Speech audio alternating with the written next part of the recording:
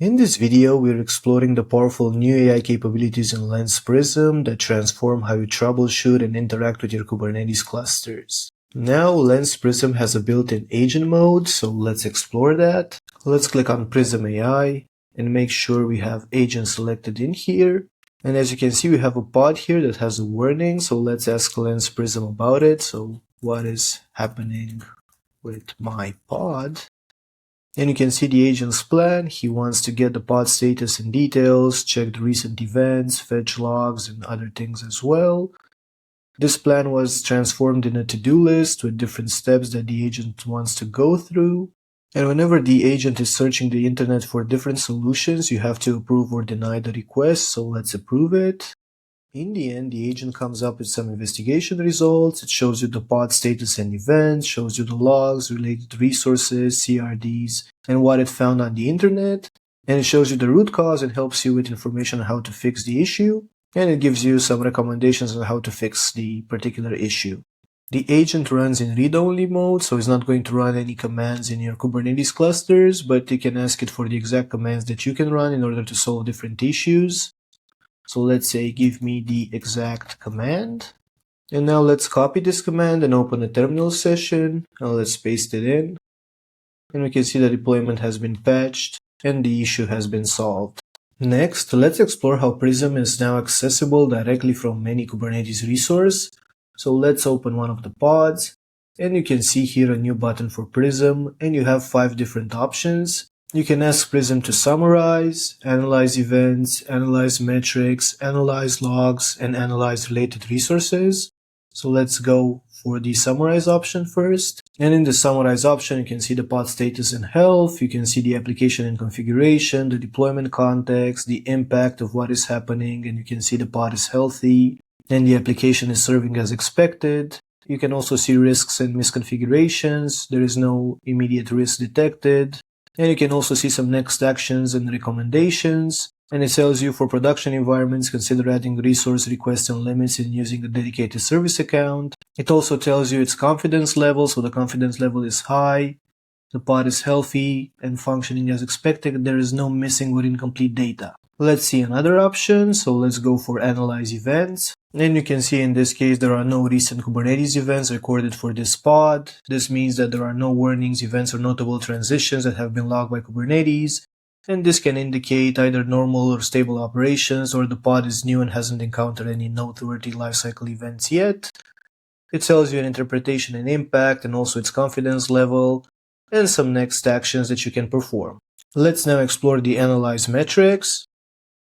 And in this metrics and status analysis, it tells you that the Kubernetes metrics API is not available in your clusters, so it could not retrieve live CPU or memory usage for this pod. And it tells you in the end here in the next actions and recommendations that you should deploy the Kubernetes metrics server to restore visibility into pod and know the resource usage. If we are checking the confidence level, we can see that in this case is medium. Even though the pod is healthy based on status and events, there is a lack of metrics data because the Kubernetes metrics server is not installed. Let's explore another option right now, so we can analyze logs, for example. And it shows you the log patterns and observations, the reliability and application behavior, the impact and risk assessment, and you can see there are no issues, the cascading effects, and even the next actions and recommendations. In this case, the confidence level is high, as the logs are complete, recent, and show a clean startup with no errors or warnings. Let's now explore the Analyze Related Resources option.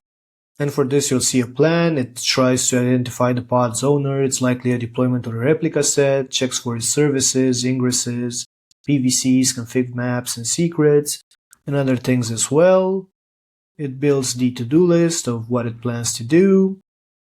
And it builds this relationships and health, so you can see the pod is managed by this replica set. It has 2 sibling pods. All 3 pods are running. They are ready, have 0 restarts.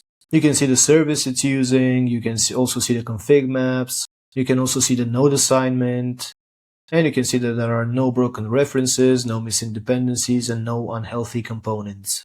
And again, the confidence level in this case is high because all critical relationships are present and healthy. There are no missing or broken dependencies detected. Lens is great for showing you at a glance which pods have issues, But with this new Lens Prism update, this was taken to the next level. So now you have the ability to click on the warning that you see right here, and you can see what the warning is, but more importantly, you can ask Prism AI about it.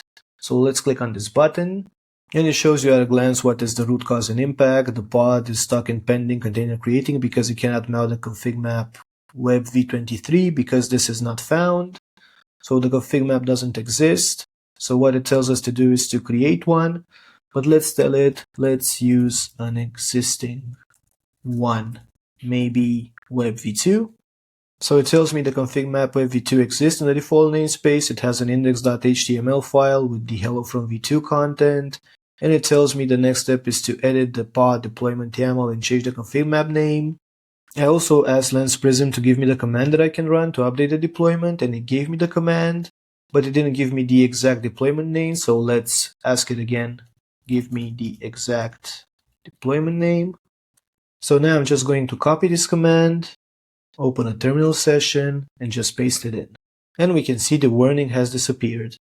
Lens Prism with agent mode brings intelligent, context-aware troubleshooting right into your Kubernetes workflow.